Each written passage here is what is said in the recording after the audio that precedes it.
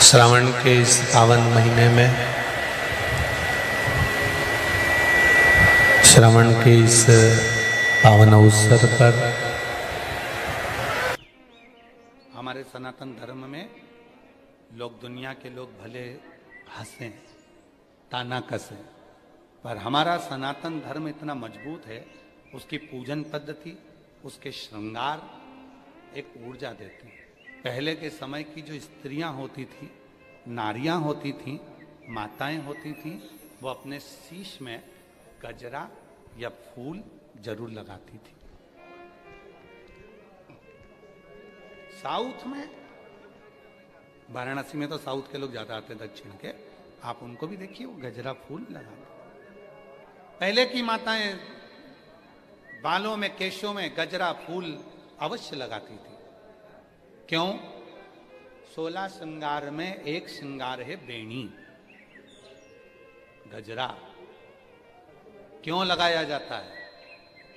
कि नारी जब अपने केश में कोई पुष्प लगाती है, नारी जब अपने केश में कोई गजरा लगाती है, तो वो माँ अरण्यानी को अपने मस्तक पर विराजमान कर कर रखती है, और उस नारी के गर्भ से जुड़ी हुई कोई परेशानी उसको होती नहीं है। पर अब धीरे धीरे धीरे धीरे लोगों ने गजरा लगाना बंद करा, फूल लगाना बाणों में बंद करा, अब तो प्लास्टिक का फूल लगा लेती हैं। तो वो गजरा और फूल जो बंद हुआ, उसके कारण बस आज के ज़माने में आप देखो, प्रत्येक माताओं को अगर सूचना मिलेगी तो कहा इसको गर्भाशय में प्रॉब्लम है, इसको गर्भ में गठान हो गई, इसको बच्चादानी में यह हो गया, इसको रजो धर्म से जुड़ी प्रॉब्लम हो गई। पहले ये नहीं होता था। अरण्यानी देवी का स्मरण ही हमारे को सुख प्रदान कर। और यहां तक कहेंगे महाराज, शिव महापुराण के कथा के अंतर्गत अगर कभी मौका मिले तो गीता प्रेस गोरखपुर की देवी भागवत लेकर आओ, और देवी भागवत में मां अरण्यानी का चरित्र पढ़ो। भागवत में मां अरण्यानी का चरित्र पढ़ोगे तो क्या मिलेगा आपको?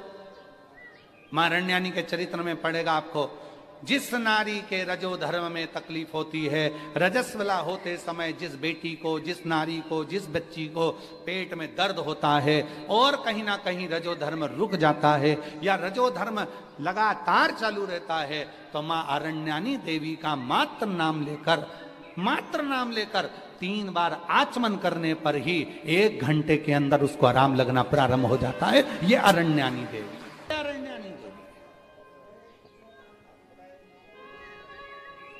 ये कोई साधारण है क्या? हमारे धर्म शास्त्रों में, हमारे तीर्थों में, हमारे धर्म शास्त्रों में बहुत बहुत देवताओं, इसको पहचाना नहीं लोगों ने। और आप लोग तो सब वाराणसी के हो, आप लोगों को तो ये कथा बहुत याद होगी कि माँ अरण्यानी तुम्हारे ही वाराणसी की 80 नदी के तट पर माता ने, इसी तट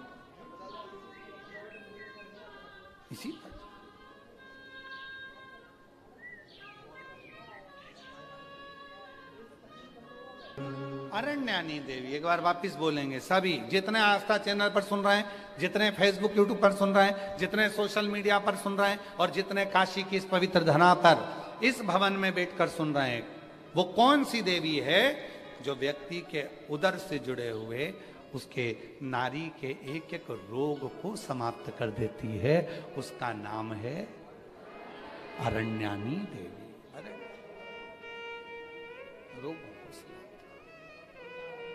रोग मिटाना।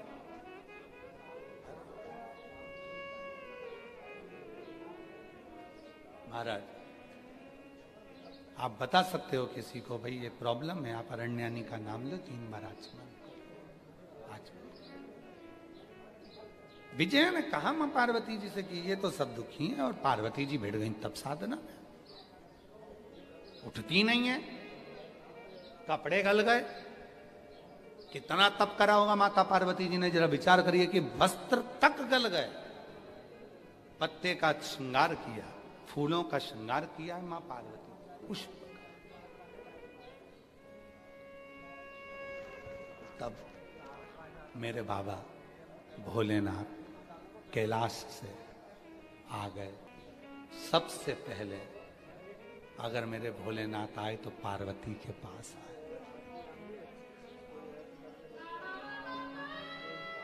उठो पार्वती, उठो, चलो कैलाश।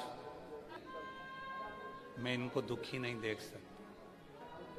दुनिया के लोग मुझे माँ कहते हैं, और माँ का मतलब आपको मालूम है? माँ का मतलब मालूम है आपको?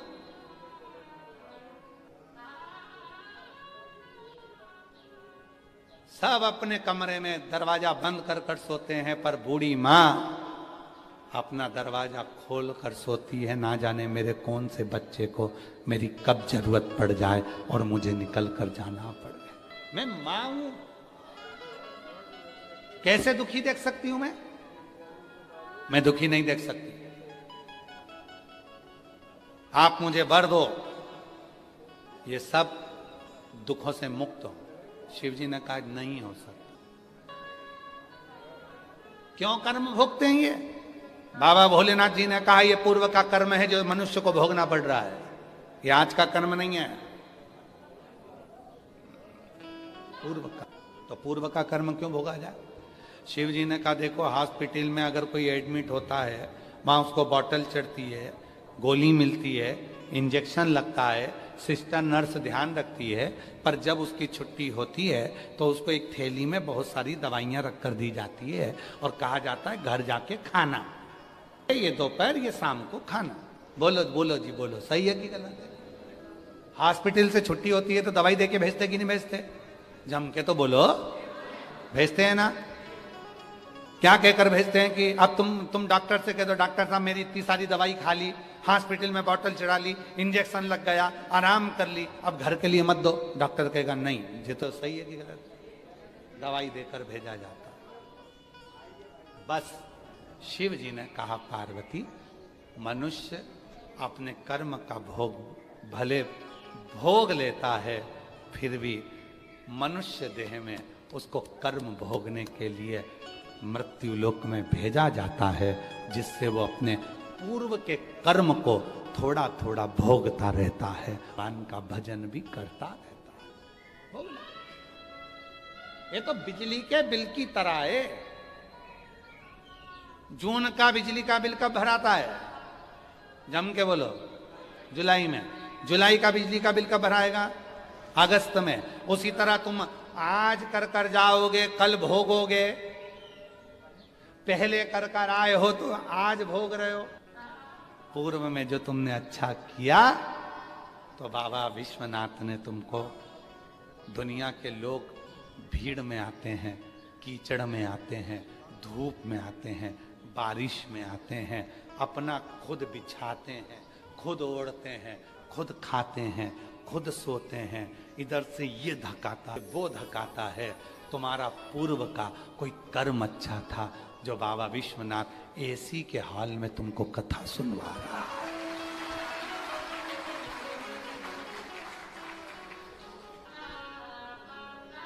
काहे सही है? ऐसी कहानी। मिंटू भैया यार, ना जाने कौन सा पुण्य करा होगा इन सब ने, सोचा भी नहीं होगा। और हम जजमानों का भी बोल रहे हैं, तुम नवरत्नों का भी तुमने भी नहीं सोचा होगा। तुम सीहोर में भी अभी कभी जजमान बने हो ना, तो तुम लोगों ने देखा होगा कितनी मशक्कत करना पड़ती है। भले जजमान होगे, तुम अपनी जगह पे होगे, पर कितनी मशक्कत कर कर अंदर घुसना पड़ता है। ये जजमान होंगे पर कितनी मशक्कत कर कर पहले 50 बार लड़ना पड़ता है, झगड़ना पड़ता है जजमान को भी, तब जाकर अपनी जगह पे बैठना पड़ता है। और यहाँ तो कोई तो पुण्य तुम्हारा होगा, तुमने कहीं ना कहीं तो कोई ना कोई पुण्य अच्छा करा होगा, जो तुम लोग इतनी भीड़ में नहीं, आराम से, कोई दरी साथ लेकर नहीं आए, गादी बिछी है, एकदम वाइट चद्दर, एकदम वाइट, और इतनी इतनी कूल कूल महसूस कर रहे हो तुम लोग, सिर पे पल्लू ले लेके, एकदम मस्त, क्या कूल कूल। और कई कई तो सोचने में लगे हैं सीहोर वाला ही है कि और किसी को पकड़ ला है तो भाई बाबा रे शिव। अच्छा, तुम लोगों को देख के थोड़ी जलन हमको भी होती है, ईमानदारी से बोल रहे हैं। तुम सब काशी वालों को देखता हूं ना, तो थोड़ी जलन बहुत होती है। जलन इस बात की होती है कि तुमने कौन सा पुण्य करा होगा जो मेरे भोलेनाथ ने तुमको काशी का निवास दिया होगा।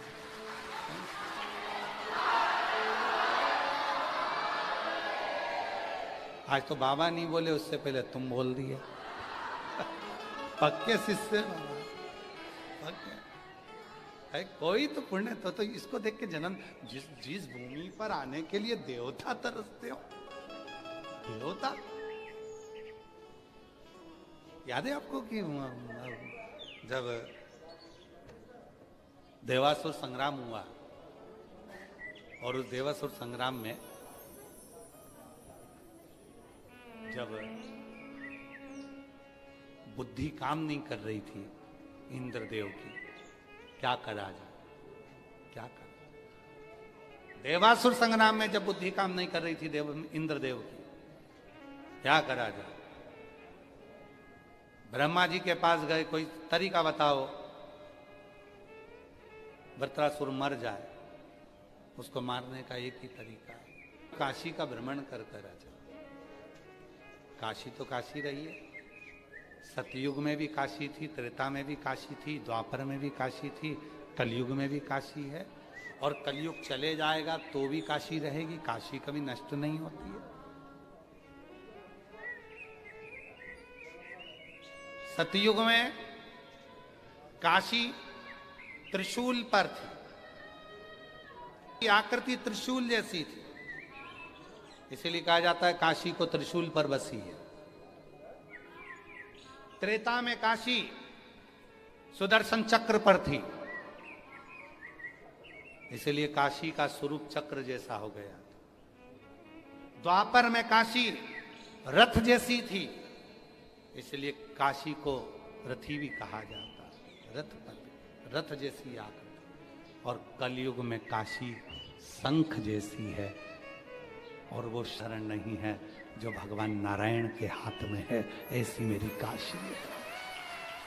सतयुग में त्रिशूल जैसी काशी थी, इसलिए कहा जाता था कि त्रिशूल पर काशी बसी हुई है। फिर त्रेता आया जिसमें काशी सुदर्शन चक्र पर है, चक्र जैसी हो गई। फिर काशी रथ जैसी द्वापर में हुई, रथ की आकृति की। फिर वही काशी शंख के स्वरूप में कलयुग में हो गई, और ये काशी कभी नष्ट नहीं होती। जब देवासुर संग्राम हुआ, वृत्रासुर को मारने की बारी आई, इंद्र परास्त हो गए, परेशान हो गए, ब्रह्मा जी के पास गए, कहाँ जाऊं? तब ब्रह्मदेव ने कहा चले जाओ काशी में। काशी में जाऊंगा तो वहां से क्या प्राप्त कर लाऊंगा? तो क्या काशी की भूमि एक ऐसी भूमि है जहां पहुंचने के बाद वहां की रज जब शरीर में लगती है तो व्यक्ति विद्वान हो जाता है, और विद्वत्ता धारण कर कर वो उसे क्या करना है उसे मंजिल मिल जाती है। इंद्र काशी में आए, इंद्र काशी में आए, आ जाने दे बाबा, आ जाने। इंद्र काशी में आए, और इंद्र काशी में जब आए तो काशी की रज को इंद्र ने अपने मस्तक से लगा दिया। क्या हुआ फिर? काशी की रज को जैसे ही मस्तक से लगाया, मस्तक से लगाते से ही इंद्र को मालूम पड़ गया कि मुझे दधीची ऋषि के यहां जाना है, उनकी अस्थियां है, उस अस्थियों से युद्ध लड़ना है, तो ये वृत्रासुर मर जाएगा।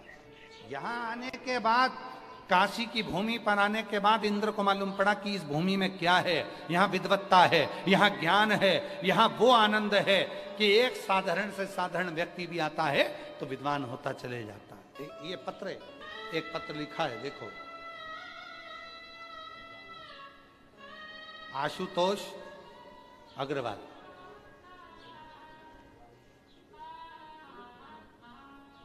साधु था।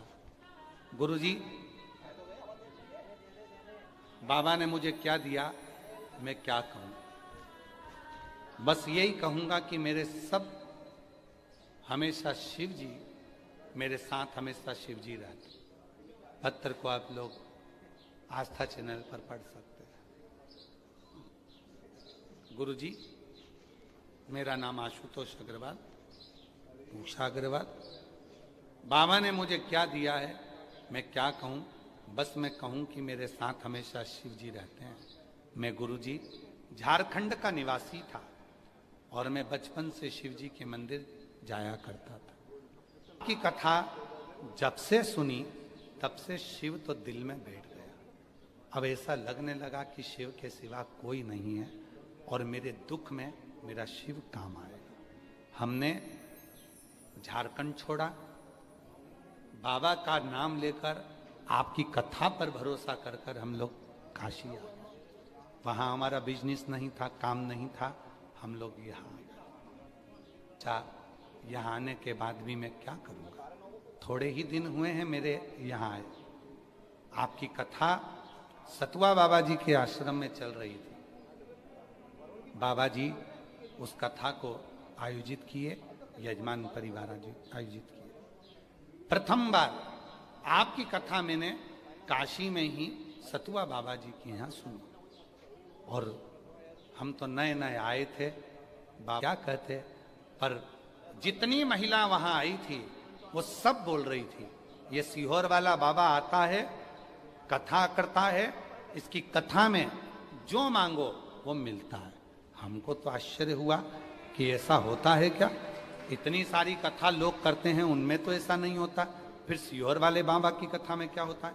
फिर हमको विश्वास जागा, हम उसी सतुआ बाबा जी की कथा में बाबा से मांगे, हे मेरे भोलेनाथ कृपा करना, हम झारखंड छोड़कर यहाँ आ गए हैं, कृपा करना, हमारा घर भी हो, हमारा व्यापार भी हो, और जब तुम दूसरी बार आओ तो मैं यजमान भी बनूं, ऐसी कृपा। और बाबा ने सब कर दिया।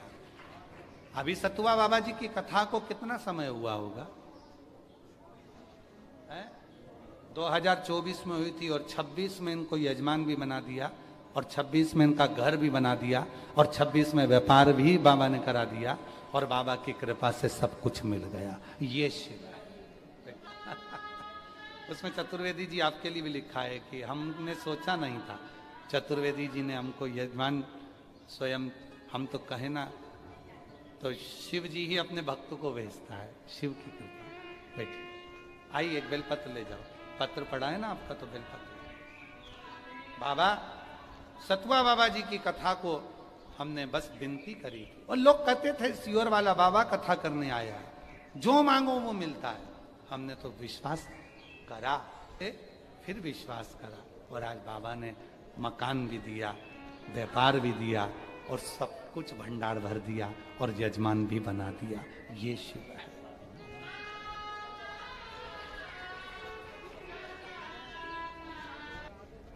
कथा सुनने के बाद झारखंड से आए थे तो कुछ नहीं था।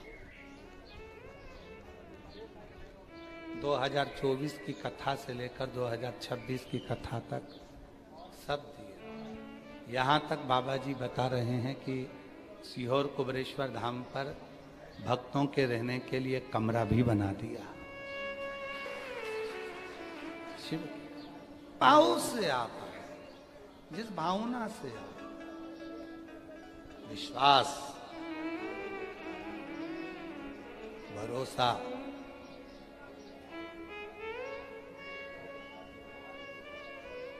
के अंदर विश्वास होता है, भरोसा होता है, भक्ति होती है, वही एक दिन दुनिया पर राज करता है। वही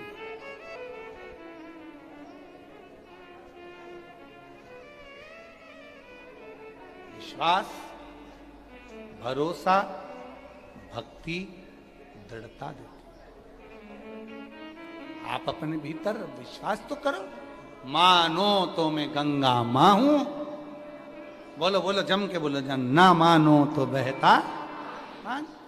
आप मानो तो गंगा मां, नहीं तो कई लोग ऐसे हैं विश्वनाथ की धरा पर रहते हैं, विश्वनाथ जी की भूमि पर रहते हैं, कभी गंगा नहाने नहीं जाते हैं और पूरी दुनिया गंगा नहाने आती है। लोग विश्वनाथ जी की भूमि पर रहते हैं, विश्वनाथ जी की धरा पर रहते हैं और विश्वनाथ जी का दर्शन करने नहीं जाते, पूरी दुनिया दर्शन करने आती है।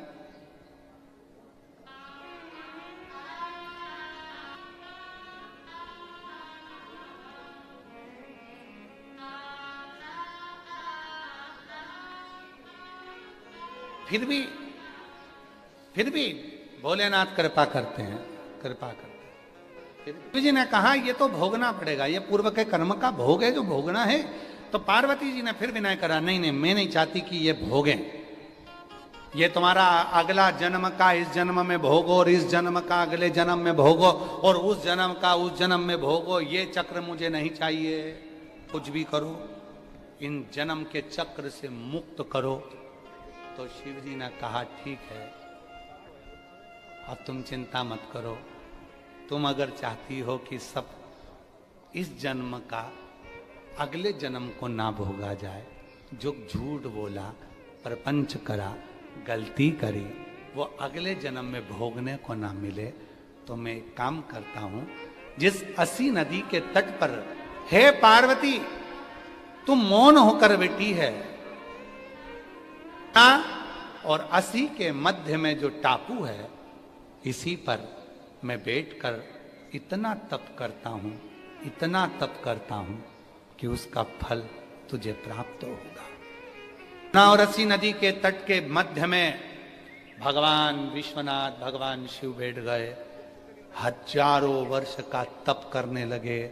मां पार्वती जी उनको देखती रही, देखती रही, दर्शन करती रही। विष्णु पुराण कहती है, विष्णु पुराण में वर्णन आता है, जब कोई व्रत करने वाले के मुख का दर्शन करता है, कोई उपास करने वाले के मुख का दर्शन करता है, कोई का सोमवार का व्रत है, आपका व्रत नहीं है, आप सोमवार के व्रत करने वाले के मुख का दर्शन कर लो, आधा व्रत का फल तुम्हारे खाते में।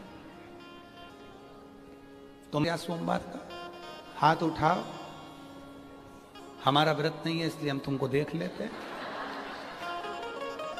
पूरा फल मिल गया तुम्हारा, एकदम कैचिंग पावर एकदम। और देख लो आस्था चैनल वाले जितने भी बैठे हैं, जितने सोशल मीडिया पर कथा सुन रहे हो, आस्था वाले तुम सबको इनका मुख का दर्शन करा रहे हैं। अच्छे से कर लो जिनका व्रत नहीं है, और जो सोमवार के व्रत करने वाला है उसके मुख का दर्शन करो, पशुपति व्रत करने वाले के मुख का दर्शन करो, 16 सोमवार के मुख का दर्शन करने, व्रत करने वाले के मुख का दर्शन करो, चतुर्थी करने वाले के मुख का दर्शन करो, यज्ञ करने वाले का मुख का दर्शन करो, श्री शिवाय नमस्तुभ्यम बोलने वाले के मुख का दर्शन करो, विश्वनाथ जी का दर्शन करके कोई आ रहा हो उसके मुख का दर्शन करो। जितना फल उसे मिला है उसका 50% तुम्हारे खाते में चला गया।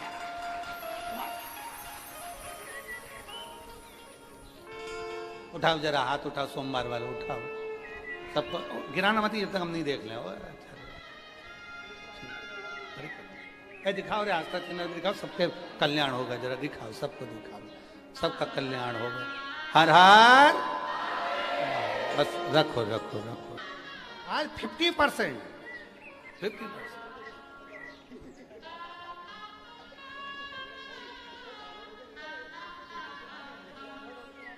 चतुर्वेदी तुम्हारा 3 बार देख लिया हमने, 3। बैठ गई मां जगत जननी जगदम्बा। शिवजी तप कर रहे हैं वरुणा और असी नदी के बीच में, और जो शंकर जी ने हजारों वर्ष का तप कैलाश से आकर यहां करा, पार्वती जी उनको देखने में लगी थी, निहार रही, देख रही। कहते हैं काशी खंड स्कंद पुराण वर्णन करता है, पार्वती जी के नयन की पलक भी एक क्षण के लिए नहीं झपकी, एक क्षण।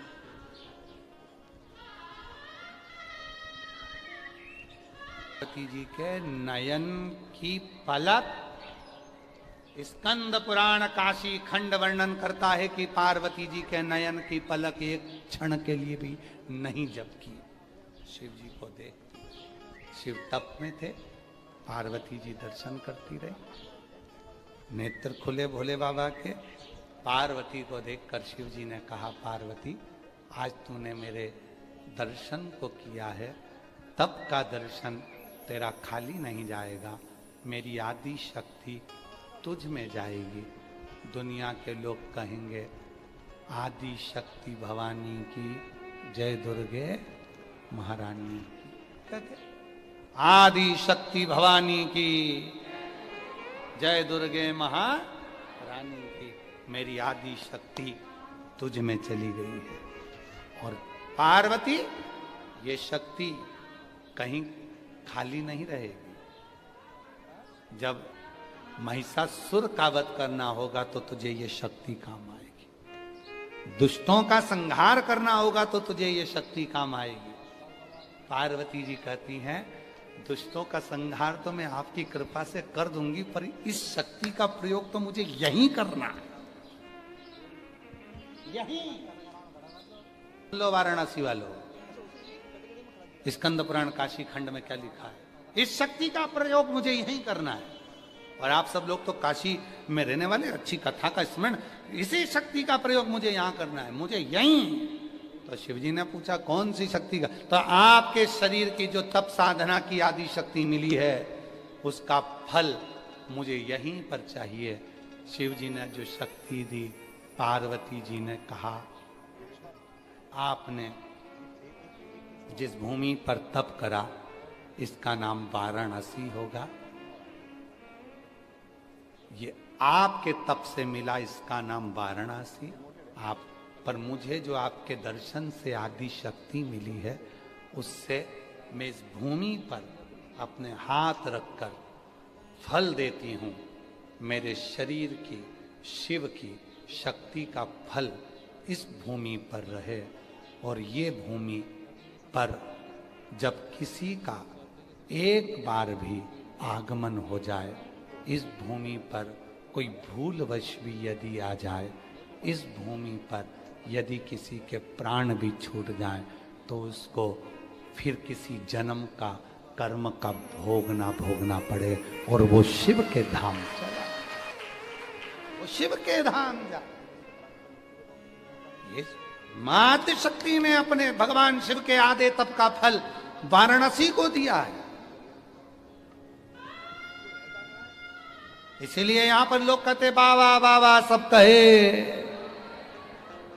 बोलो बोलो बोलो, बाबा बाबा सब कहे, माई कहे ना कोई। और बाबा की नगरी में जो माई कहे सोई होई। छोटा सा जीवन है, बहुत छोटा सा है, इसको जितनी प्रसन्नता से जियोगे उतनी जिंदगी में आनंद की अनुभूति होगी। रोकर नहीं। फिर वही वाली बात आ गई, आग लगे बस्ती में, अरे जम के तो बोलो, अपन रहे हो मस्ती में, क्या किसको रोइए चादर तान के सोई। अपने को मतलब ही नहीं होना चाहिए कि क्या हो रहा है। तुम तो कोई कुछ भी बोले, तुम तो चकाचक खाओ पियो मौज करो अपनी जिंदगी का फुल एंजॉय। किसकी कथा सुन रही हो? शंकर पार्वती की। 33 कोटि देवी देवताओं में कोई एक देवता का नाम बता दो जो अपनी पत्नी के साथ रोज घूमने जाते हो। बताओ, देवता में कोई एक देवता का नाम बता दो जो अपनी पत्नी के साथ रोज घूमने जाते हो। केवल 33 कोटि देवी देवता में एक देवता है, वो है देव अधिदेव महादेव, जो शाम होती है प्रदोष काल में अपनी धर्म पत्नी को नंदी पर बिठाते हैं और घूमने के लिए निकल जाते हैं, और वो है देव अधिदेव महादेव। इनको देख देख के लक्ष्मी जी का भी हृदय थोड़ा सा, लक्ष्मी जी कई बार भगवान विष्णु से बोलती है तुम तो हमें कहीं लेके ही नहीं जाते। भगवान बोले ले जाऊंगा वाला महाराज की, वही ले जाऊंगा, तुम तो हमें कहीं लेके नहीं जाते। लक्ष्मी जी को एक बार बहुत गुस्सा आ गया, लक्ष्मी जी ने भगवान विष्णु से कहा देखो भगवान शंकर को, पार्वती जी को रोज घुमाने ले जाते हैं, तुम तो ले जाते नहीं हो। भगवान विष्णु ने कहा चल मैं तुझे ले चल, तुम अब भी चल चल चल चल। और लक्ष्मी जी तुरंत तैयार हुई। तैयार होने में लक्ष्मी जी को समय लग गया। तैयार होकर लक्ष्मी जी आई, दरवाजे खिड़की बंद करे, दरवाजे खिड़की बंद कर कर जैसे बाहर निकली तो अंधेरा हो गया। अंधेरा हो गया तो लक्ष्मी जी बोली अब रात में कहाँ जाए इतनी रात को? तो भगवान बोले, फिर लक्ष्मी जी बोली कि भगवान शंकर पार्वती जी को आवाज लगाते हैं कि पार्वती चल, और पार्वती पूरा दरवाजा खुला छोड़ के न खिड़की लगाए न दरवाजा लगाए न सामान बटोरे न तैयार होए, वो तो बस नंदी पे चढ़ी और पति के साथ घूमने चल देती है। तो भगवान विष्णु ने कहा उनको दरवाजे लगाने की जरूरत क्या है, उनके यहाँ कोई सामान हो तो दरवाजा लगाए, अब उनके यहाँ कुछ हो तो दरवाजा लगाए। तो क्यों दरवाजा नहीं लगाते? शंकर भगवान विष्णु ने कहा शंकर जी को दरवाजा लगाने की जरूरत ही नहीं पड़ती, तो थोड़ा बहुत तो सामान होगा। इतने में तुरंत भगवान विष्णु ने कहा जो थोड़ा वो सामान रहता भी है, भगवान जाते जाते अपने गले में से बब्बा को छोड़ के चले जाते हैं कि किसी काका जी में दब हो तो घुस के बता जा घुस।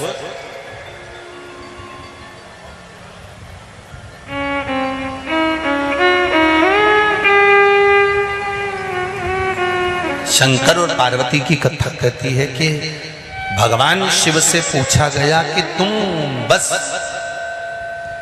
आवाज लगाई और पार्वती आपके साथ उठकर चल दी। भगवान शिव कहती से सीख लो कि आवाज लगाई और पार्वती नंदी पर बैठकर चल दी। शिव कथा कहती है एक दिन ऐसी ही अंतिम आवाज सबकी लगना है, सब छोड़ देना है, घर परिवार कुटुंब कबीला और चले जाना है, फिर कोई वापिस प्राप्त नहीं, सब छोड़।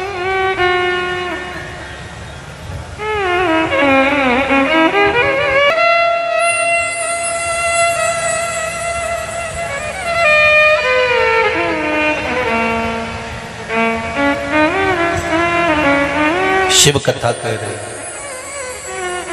अंतिम बिंदु में सब छोड़ा है। सती मैया ने शिव जी का भजन करा, सती मैया भगवान शंकर को अपना बना। जैसे रेणुका देवी कच्चे घड़े में जल भर कर लेकर आ जाती थी अपने पति के लिए, ऐसी ही माता सती चालनी में जल भर कर ले आती थी भगवान शंकर के लिए।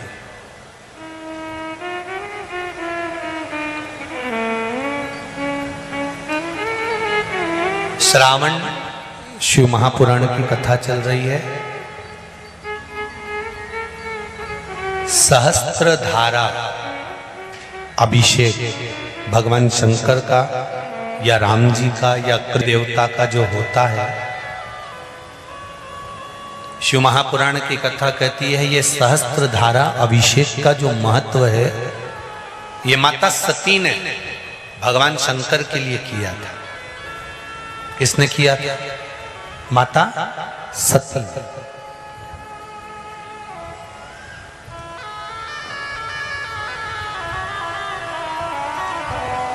कभी जीवन में आपको लग रहा हो कि मैंने 2-3 व्यापार करके देख लिए और घाटा ही घाटा हो रहा है, इसमें मुझे तरक्की नहीं मिल रही है, इसमें मुझे उन्नति नहीं मिल रही है, या कर्जा बढ़ रहा है घट नहीं रहा और बहुत कर्जा बढ़ रहा है, तब एक प्रयोग जरूर करिएगा। तब बन सके प्रदोष के दिन एक धतूरा भगवान शंकर के शिवलिंग के ऊपर रख दीजिए। जब तुम्हें लगे कि मैंने 2-3 व्यापार बदल कर देख लिए, चल नहीं रहे या कर्जा बढ़ रहा है घट नहीं रहा, तब एक धतूरा भगवान शंकर के ऊपर रख दीजिए। धतूरा रखने का एक नियम होता है। धतूरे की जो डंडी होती है, देखिए छोटी सी डंडी होती धतूरे में, वो डंडी धतूरे की आप जहां बैठे हो उससे विपरीत होना चाहिए। धतूरे की डंडी आप इधर बैठे हो तो धतूरे की डंडी उधर हो।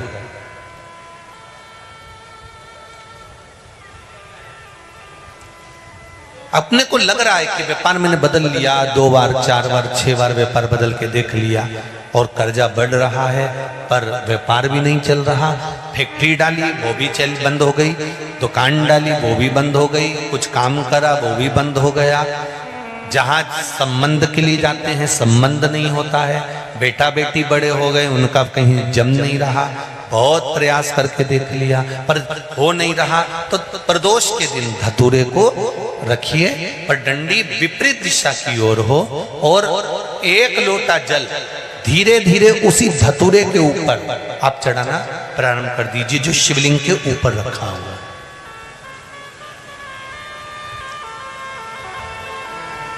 महाराज हटकेश्वर महादेव का नाम लेकर, कौन से महादेव, जम के बोलो जरा, हाटकेश्वर महादेव का नाम लेकर जो जल समर्पित करा जाता है और उस जल को समर्पित करने के बाद उसी धतूरे को वापस घर में ले आया जाता है, वापस लिया।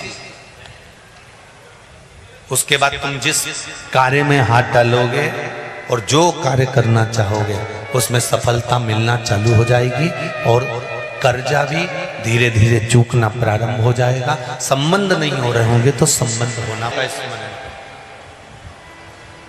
हटकेश्वर वो शिव तत्व का सुख अपने आप प्राप्त होने लगे अपने आप। महाराज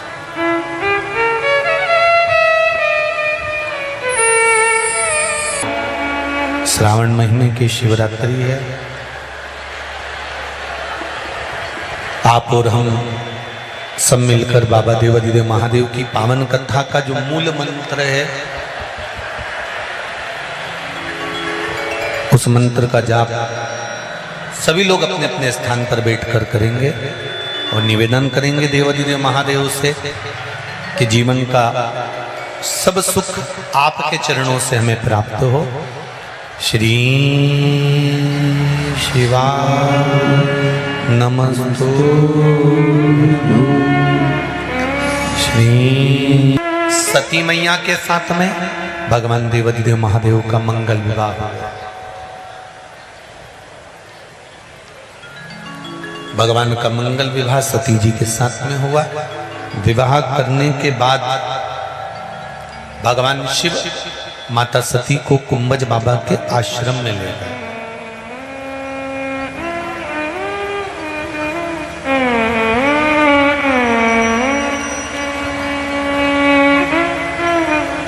कुंभज ऋषि के आश्रम। और आपको एक बात पहले भी कथा में कही, आप लोगों को स्मरण में होगी। शंकर भगवान और सती माता ऋषि के आश्रम में बैठकर कथा सुन रहे हैं।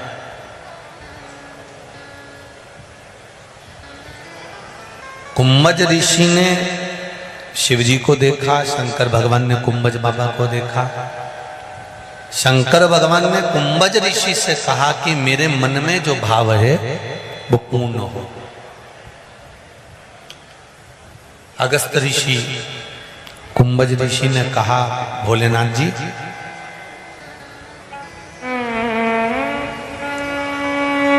शिव महापुराण की कथा में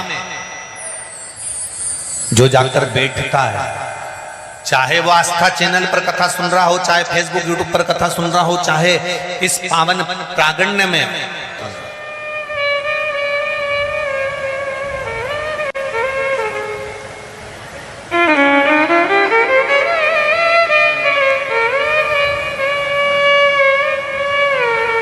जिस स्थान पर बैठकर कथा सुन रहे हो, अगस्त ऋषि की कथा, कुंभज ऋषि की कथा कहती है कि शंकर भगवान से कुंभज ऋषि कह रहे हैं, जो जिस भाव से कथा के पंडाल में बैठकर कथा सुनता है, जो दिल से भगवान पुराण के सम्मुख में बैठकर मांग लेता है, भगवान उसको वो दे देता है। उसको देने में पीछे नहीं है। और दिया। शंकर भगवान ने क्या मांगा था? शिव जी ने मांगा था कि मैं जब कथा सुनकर जाऊं तो मुझे राम का दर्शन हो जाए। हुआ कि नहीं हुआ? जब कथा राम जी का दर्शन हो जाता है, भगवान शंकर भगवान को,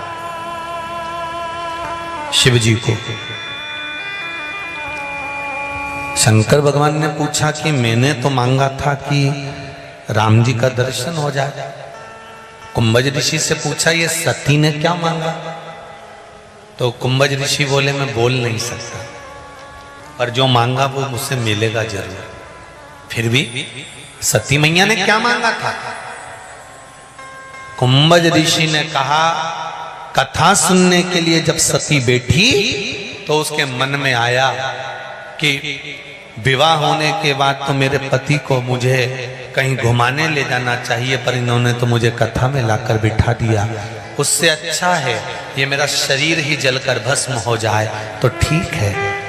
शंकर भगवान से कुंभज बाबा कहते हैं तुमने राम का दर्शन मांगा था, इसने मांगा था कि शरीर जलकर भस्म हो जाए, तो सती का शरीर जलकर भस्म होगा। मेरा माताओं से हमेशा निवेदन रहा है, शिव महापुराण की कथा में जब भी बैठो कुछ भगवान शंकर से अपने लिए मांगो। ये नहीं कि इसका बुरा कर दो, कि इसका बेकार कर दो, नहीं, अपने लिए मांगो। एक पत्र आया है, देखिए।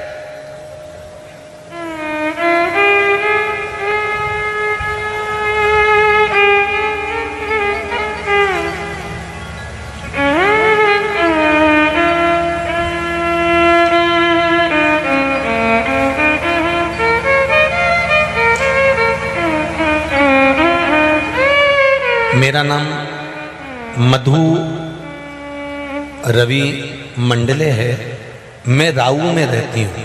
कहीं बैठी हो तो हाथ उठाइएगा। आप ही हैं? दोनों हाथ हिला दो एक बार। हर हर महादेव। मैं राऊ में रहती हूँ गुरुदेव। मेरी ननद का 15 साल का लड़का, जवान की जवान बच्चा, बाथरूम में पैर फिसलने की वजह से शांत हो गया। गुरुदेव, आपने जो 21 मार्च को बिलपत्र के पेड़ के नीचे ब्राह्मण को भोजन कराकर खीर खिलाना और खीर ब्राह्मण की झूठी मांगकर खा जाना, उससे गर्भ ठेर जाता है, ये बताया था। जब मेरी ननंद का लड़का 15 साल का एक ही बच्चा शांत हो गया, हाँ कि आप 21 मार्च आ रहा है, विशुभ योग के अंदर गुरुजी ने एक उपाय बताया था कि ब्राह्मण को भोजन कराओ बेलपत्री के पेड़ के नीचे और उसकी झूठन, जिसका गर्भ नहीं ठहरा उसको खिला दीजिए। गुरुदेव, बाबा की कृपा से उसी महीने उनका गर्भ धारण हो गया और बाबा की कृपा से ठहर गए। मैं धन्यवाद दे रही हूँ बाबा देवाधिदेव महादेव को। बेटा 15 साल का बेटा, और लिखा है मेरी ननंद की उम्र 42 वर्ष है और 42 वर्ष की उम्र में फिर वापिस बाबा देवाधिदेव महादेव की कृपा से गर्भ ठहरा। ये शिव की कृपा। एक पत्र और है बड़ा सुंदर। गुरुदेव चरणों को वंदन। मेरी काकी को कैंसर हो गया था, डॉक्टर ने कह दिया था कि आखिरी स्टेज है। गुरुदेव, उनकी बेटी उन्हें उज्जैन ले गई थी तो मुझे भी ले गई थी। बेटी की सास ने हमें एक रुद्राक्ष दिया और कहा इसका अभिषेक करके इसका पानी पिलाओ। हमने वैसा ही किया और श्री शिवाय नमस्तुभ्यम का जाप भी करने लगे। लगातार शिवजी पर 1 लोटा जल और रुद्राक्ष का जल पिलाना प्रारंभ करा। 3 दिन बाद उनका बेटा आया और बॉम्बे हॉस्पिटल के सामने वाले हॉस्पिटल में लेकर गया। डॉक्टर ने कहा कि अब इनको जो कैंसर बताया था वो कैंसर लास्ट स्टेज का नहीं है, वो कैंसर ठीक होना चालू हो गया है और अब उनको पूर्ण तरह से आराम है, वो स्वस्थ हो गई। शिव कृपा। फिर निवेदन करूंगा, 1 लोटा जल जो आप शंकर भगवान को चढ़ा रहे हो, मंदिर में जाकर प्रतिदिन 1 लोटा जल जो समर्पित कर रहे हो और उस जल को लाकर पूरे घर में छीट रहे हो या आचमन कर रहे हो, वो जल साधारण नहीं है। ना जाने कितनी औषधि का फल वो जल है। सारी समस्या का हल 1 लोटा जल। उसको साधारण ना समझो।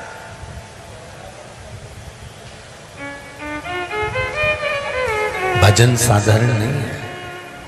आप जो शिव महापुराण की कथा सुन रहे हो,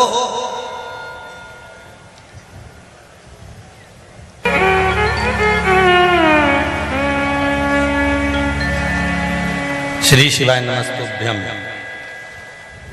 नाम तो लिखती रही जी। गुरुदेव जीतू भैया पटवारी जब खड़े होते हैं तो कार्यकर्ता हमको अच्छे से बिठा देते हैं, और जीतू भैया पटवारी जब खड़े नहीं होते हैं तो कार्यकर्ता भी हमको जो ब्लॉक खाली होता है ना उसमें भी नहीं बैठने देते। तो हमारा जीतू भैया पटवारी जी से निवेदन है कि हमारे क्षेत्र के जीतू भैया हमेशा खड़े रहें, तो कम से कम हमको बैठने के लिए जगह अच्छे से मिला देते हैं। वाह भैया जीतू भैया, कुछ तो है, दम तो है।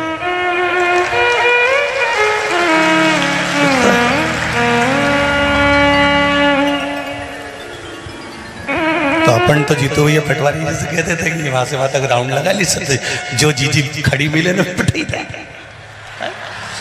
शंभो, प्रेम है आप लोगों का, स्नेह है, आनंद है। शिव पुराण कर रहे,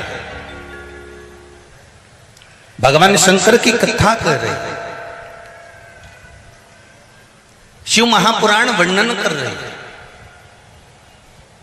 आप आस्था चैनल पर कथा सुन रहे हो, फेसबुक यूट्यूब पर कथा सुन रहे हो, जिस स्थान पर बैठकर कथा सुन रहे हो, आप दिल से, हृदय से, चित्त से, वृत्ति से, मन से जो कह रहे हो शिव उसको स्वीकार करता है। यहां पर बैठने के बाद आपके मन में कुछ गलत विचार नहीं आना चाहिए। यहाँ तो एक ही विचार रहना चाहिए कि मैया ने मनी मन मांग लिया था कि मेरा शरीर जलकर भस्म हो जाए, वही हुआ। परीक्षा ली, झूठ बोली, शंकर भगवान तब साधना में लीन हुए, और सती मैया को पत्र नहीं गया तो सती मैया यज्ञ में गई और जलकर भस्म हुई। अब देखिए जरा, सती मैया ने एक गलती बहुत बड़ी कर दी कि यज्ञ के कुंड में कूद कर उन्होंने प्राणों को त्यागा। शिव महापुराण की कथा कहती है कहीं यज्ञ हो रहा है, अनुष्ठान हो रहा है, भजन हो रहा है, कीर्तन हो रहा है, स्मरण हो रहा है, कहीं शिव महापुराण कथा, कहीं भागवत कथा, कहीं राम कथा, कहीं प्रवचन चल रहे हैं, कहीं अच्छा काम हो रहा है, कोई बड़े से बड़ा अच्छा कार्य अपने नगर में, अपने शहर में, अपने मोहल्ले में, अपने क्षेत्र में हो रहा है, तो शिव महापुराण की कथा कहती है उस कार्य में बढ़ चढ़कर हिस्सा लेना चाहिए, अच्छे कार्य में आगे बढ़कर कार्य करना चाहिए। पर सती मैया ने जो गलती करी वो गलती कभी मत करना। सती मैया चलते हुए यज्ञ में कूद गई, अपग दिया। शंकर भगवान को बड़ा दुख हुआ। शिवजी ने कहा सती तूने बहुत बड़ी गलती करी है, तू यज्ञ की अग्नि में कूद कर प्राणों को त्यागी है, इसलिए सती तेरा एक जन्म कोयल का होएगा। काय का जन्म लेगी तू? कोयल का। कोयल का जन्म लेने के बाद जब 2 आषाढ़ पड़ेंगे, उस आषाढ़ में तू मेरी आराधना करेगी। 2 आषाढ़ मतलब 2 अधिक मास जब पढ़ते हैं, आषाढ़ 2 होता है, तब उसको कोकिला व्रत कहते हैं। कौन सा व्रत कहते हैं? माताएं अच्छे से जानती होंगी। 2 आषाढ़ पढ़ते हैं तो उसको कोकिला व्रत कहते हैं, अधिक मास। उस 2 आषाढ़ में जब तू मेरा भजन करेगी, मेरा कीर्तन करेगी, मेरा स्मरण, और उस मंत्र जाप के अनुसार फिर इस कोयल की योनि से छूटने के बाद मनुष्य की योनि में फिर प्राप्त होगी। तब जाकर कोयल की योनि से छूटकर पार्वती के रूप में जन्म ली थी माता सती। सती के होने के बाद फिर कोयल बनी, कोयल के बाद पार्वती बनी। मिल नहीं पा रहा है पर प्रयास करो मिलेगा। धतूरा नहीं मिला तो भोलानाथ तो मिल ही जाएगा, ये निश्चित है। शिव कृपा हो। शंकर भगवान की कथा कर रहे हैं। सती मैया अपने शरीर को यज्ञ की वेदी में, यज्ञ के कुंड में भस्म कर देती हैं और सती मैया कोयल का जन्म पाती है। हमसे बन सके, अच्छा काम करो, कर्म हो रहा हो, कोई अच्छा कार्य हो रहा हो, कोई दान पुण्य हो रहा हो, कोई कीर्तन भजन हो रहा हो, कोई भागवत रामायण गीता हो रही हो, शिव महापुराण की कथा हो रही हो, कोई अच्छा कार्य हो और तुम्हें मौका मिले अच्छा कार्य करने के लिए, तो उसमें बढ़ चढ़कर हिस्सा लेकर उस कार्य को सफल बनाओ। ये नहीं कि उसमें अड़चन उत्पन्न करें। हमें उसमें सती मैया कर गई गलती। दक्ष प्रजापति ने सभा रखी। उस सभा में शंकर भगवान भी बैठे हुए थे।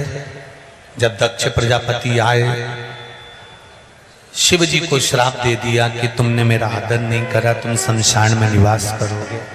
शंकर भगवान तो शंकर भगवान है, भोले हैं, खुश।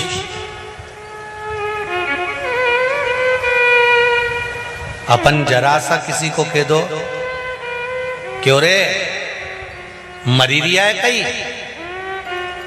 तो उतने में तो उसको गुस्सा आ जाए। बोलो आए कि नहीं आए कि तुमने मेरे को ऐसा बोल दिया कि मर रहा है। किसी डोकरी से डोकरी मरने का समय है, अंतिम पल, कोई बुजुर्ग व्यक्ति है उससे भी कह दो ना कि मर रहे हो, तो उसको बुरा लग जाए।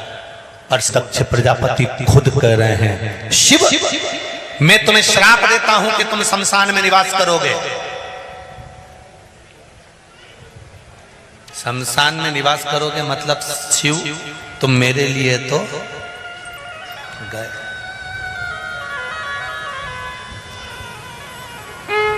ए शंकर, ए शिव, तुमने अपने ससुर का अपमान करा है, तुम शमशान में निवास करोगे। शंकर भगवान प्रसन्न हो गए, खूब नाचे, खूब नाचे। भगवान विष्णु ने पूछा, प्रभु तुम्हें श्राप लगा है, तुम शमशान में निवास करोगे और तुम नाच रहे हो?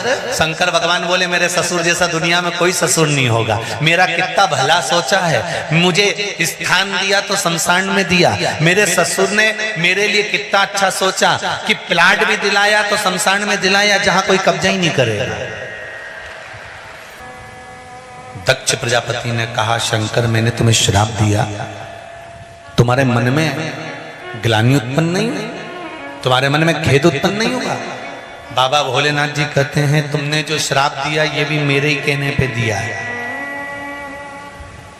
संसार का एक पत्ता भी अगर हिलता है तो शिव कहते हैं मेरे इशारे से हिलता है। अगर कोई रोग हो गया, बीमारी हो गई है, तकलीफ हो गई है, कोई कष्ट हो गया है, शिव जी कहते हैं वो तेरे कर्म के कारण हुआ है, पर उस कर्म को काट सकता हूं तो मेरा अगर तू भजन कर रहा है, स्मरण कर रहा है, कहीं ना कहीं तू मुझे याद कर रहा है, तो ये निश्चित है कि तेरा दुख कटेगा। आपका घर का जो द्वार होता है, घर का जो दरवाजा होता है,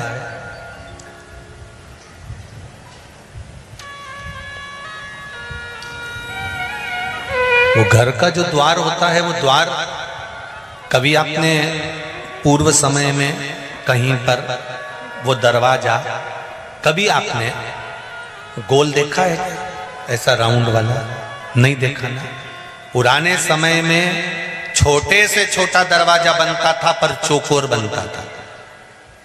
कैसा दरवाजा बनता था? चौकोर। जो दरवाजे की चौखट होती थी वो हमेशा चौकोर रही है, उसको गोलाकार में शिवलिंग की आकृति जैसा उसको नहीं काटा जाता।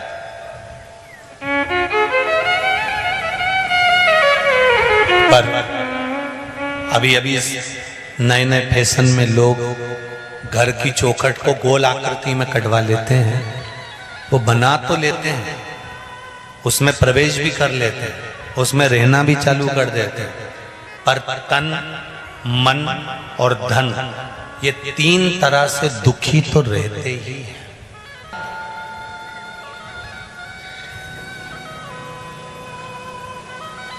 चौखट का नियम है ये अभी अभी तो लोग ये नीचे भी जो है ना, ये देहली नहीं होती अब तो नहीं होती, अब तो पहले अब तो फर्श लग जाता है, उसके ऊपर ही बस केवल 3 साइड से, नहीं तो नीचे पहले लकड़ी भी ठुकती थी, देहली बनती थी। बार बार देहली बनाते थे। घर के दरवाजे पर देहली क्यों बनाई जाती थी? कि जब हम गया जी में अपने पूर्वजों को छोड़कर जाते थे, पितृपक्ष में अपने पूर्वजों को हम गया जी छोड़कर जाते थे, अपने दरवाजे से पूर्वजों को ले जाकर देहली के बाहर कर देते थे, तो कुछ नहीं करते थे, इसलिए देहली बनाई जाती थी। आज के जमाने में तुम कितना भी पितरों के लिए कितना भी कर दो। पंडित जी जब भी पत्रिका देखेंगे एक बात जरूर बोलेंगे, पितृ दोष है। तुम कहोगे हमने तो उज्जैन में ये करा दिया, हमने तो गया जी करिया, हमने तो ब्राह्मण का भोजन कराया, हमने तो पिंडदान करा, हमने तो तर्पण करा, हम तो हर अमावस्या पर ब्राह्मण के बच्चे को दूध पिला देते हैं, हम हर अमावस्या पर यह कर देते हैं, हम पितरों के लिए इतना करते हैं, इसके बाद भी हमारा पितृदोष समाप्त क्यों नहीं होता? क्यों? उसका कारण है क्योंकि पहले के समय में जो चौखट होती थी उसमें नीचे देहली होती थी। देहली से बाहर जाते थे और पिंड छोड़ देते थे तो फिर वो प्रवेश नहीं करते थे। जमीन एकदम फ्लैट चौखट बनी है पर देहली गायब है। पुराने मकान देखे किसी ने? अरे बोलो तो जम के जरा, जान तो पाते नहीं है। हमने तो आजकल फैशन पकड़ लिया बस कि भैया आज के जमाने में सब फैशन चल रहा है, आज के जमाने में गोल चौखट का फैशन चल रहा है। अरे शिव महापुराण का संवाद कहता है शंकर भगवान के शिवलिंग का मात्र स्पर्श होना चाहिए, यह नहीं कि तुम अंदर प्रवेश करो।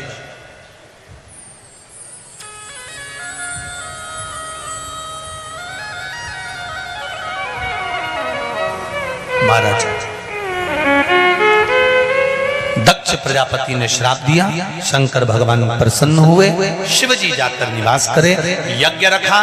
उस यज्ञ में सबको बुलाया पर भोलेनाथ जी को नहीं बुलाया।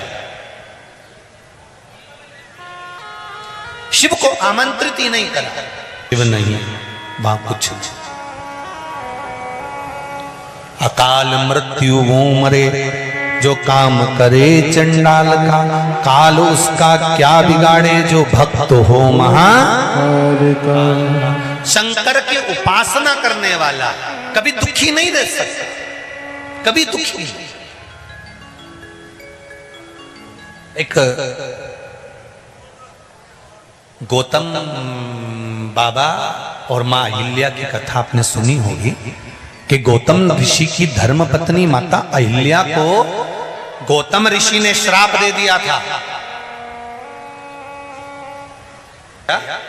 और श्राप देते सी गौतम ऋषि ने अपने पुत्र चिरकाल को बुलाया। चिरकाल को बुलाकर कहा, चिरकाल एक काम करो, तुम अपनी माता का सिर काट दो। चिरकाल ने कहा माता का सिर? हाँ। और पिताजी कहकर चले गए, गौतम ऋषि कहकर चले गए। चिरकाल बैठा रहा, सोचता रहा, विचार करता रहा और अपने पिताजी को समझाता रहा। उसका नाम था चिरकाल। चिरकाल मतलब बहुत सोचता था। पिता गौतम ऋषि को समझाते हैं कि पिताजी इसमें माता की कोई गलती नहीं है, कोई गलती नहीं।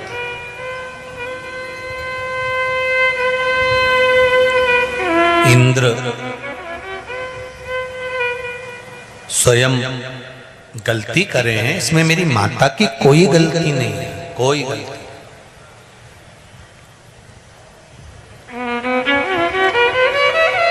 माने नहीं गौतम ऋषि, श्राप दे दिया, तुम यहीं पर इसी कुटिया के बाहर बैठी रहो। चिरकाल ने अपनी माता को एक ही बात कही कि मां तुम यहाँ बैठकर भगवान शिव की आराधना करो, राम की आराधना करो, कृष्ण की आराधना करो, तुम यहीं बैठकर भगवान का भजन करो। शिव आराधना में गौतम ऋषि की धर्म पत्नी ऐसी डूब गई, मट्टी का ढेला पड़ गया, शरीर पत्थर जैसा हो गया। शरीर पत्थर जैसा हुआ, राम जी का आगमन हुआ, राम जी के चरण का छूना हुआ और अहिल्या तर गई। अहिल्या की आंख में जल भर गए। माता अहिल्या रोते रोते बोली कि प्रभु एक निवेदन आपसे करना चाहती हूँ। भगवान बोले बोलो कौन सा निवेदन है? राम जी ने पूछा। मेरा निवेदन केवल इतना है कि मैंने भजन शंकर भगवान का करा था और दर्शन आपका हुआ है। राम जी कहते हैं शिव राम में कोई अंतर नहीं है, देवाधिदेव महादेव की आज्ञा थी, इसलिए मैंने स्वयं आकर आपको दर्शन दिया है। और सुनो अहिल्या, आप चिंता मत करना, मेरे पति गौतम ऋषि पर गौ हत्या का दोष लगेगा और गौ हत्या के दोष के कारण तुम्हारे पति को ऋषि संत साधु सन्यासी तपस्वी सब धक्के मारकर बाहर निकाल देंगे। तब तुम शिव की आराधना जब करोगी तब भगवान शंकर का दर्शन तुमको अवश्य, तब शिव का दर्शन तुम्हें अवश्य। और गौतम ऋषि पर जब ब्राह्मणों ने, संतों ने, साधुओं ने, गुरुजनों ने जब उनका भाव जागृत हो गया, जब वो बहुत भगवान की भक्ति में डूब गए, तब उन्होंने गणेश जी को गाय बनाया और गणेश जी को गाय बनाकर उसी गणेश जी महाराज से कहा कि तुम गाय के रूप में गौतम ऋषि के आश्रम में अपने प्राणों को त्याग दो। हम गौतम ऋषि पर गौहत्या का दोष लगा देंगे, आश्रम से बाहर निकाल देंगे। गौतम बाबा पर गौ हत्या का दोष लगा, गौतम बाबा बाहर निकल तो गए, पर गौतम ऋषि की पत्नी अहिल्या ने विचार कर लिया कि मुझे शंकर की आराधना करना है, छोड़ना नहीं है। दुख आया जिंदगी में पर शिव को नहीं छोड़ा। और जब अहिल्या ने शिव को नहीं छोड़ा, तब भगवान ब्रह्मा, विष्णु और महेश छोटे छोटे शिवलिंग के रूप में प्रकट हो गए तीनों, और उस स्थान का नाम त्र्यंबकेश्वर महादेव हो गया। त्र्यंबकेश्वर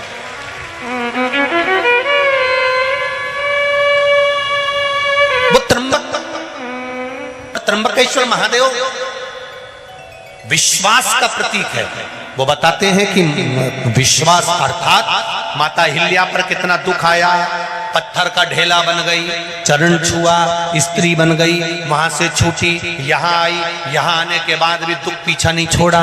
तो आप जरा विचार करो कि संत की पत्नी अहिल्या, गौतम ऋषि, साधु, सन्यासी, तपस्वी, साधक, उपासक इतने प्रबल थे, जब उनको दुख सहन करना पड़ रहा है, तो आप और हम कहीं अलग से आए हैं क्या? याद रखना, माता अहिल्या ने भी शंकर भगवान के चरण पकड़ कर रखे थे, तो नैया पार हो गई। हम भी अगर शंकर भगवान के चरण पकड़ कर रखेंगे तो निश्चित है कि हमारी नैया भी पार। देव महादेव के शिव महापुराण के मूल मंत्र का स्मरण करेंगे। सभी लोग अपनी जगह बैठकर भगवान शंकर के मूल मंत्र का भाव व्यक्त करते हुए अपने हृदय के देव महादेव से कहेंगे। श्री शिवाय नमस्तु, श्री शिवाय नमस्तु,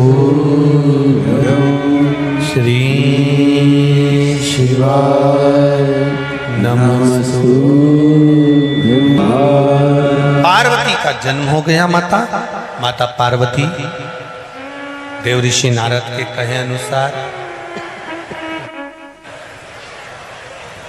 भगवान शिव की आराधना में डूब गए, भगवान शंकर की आराधना करने लगे। शिव भक्ति का फल ये हुआ कि पार्वती को पति के रूप में भगवान शंकर प्राप्त हो। शिव बन गए दूल्हा और पार्वती बन गई, जम के तो बोलो, दुल्हा। शंकर जी बन गए बना, पार्वती जी बन गई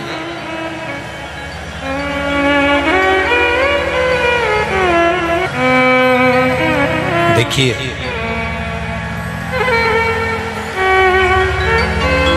माता पार्वती जी ने भी पार्थिव शिवलिंग का निर्माण करा, सती माता ने पार्थिव शिवलिंग का निर्माण करा, राम जी ने पार्थिव शिवलिंग का निर्माण करा, भगवान कृष्ण ने पार्थिव शिवलिंग का निर्माण करा।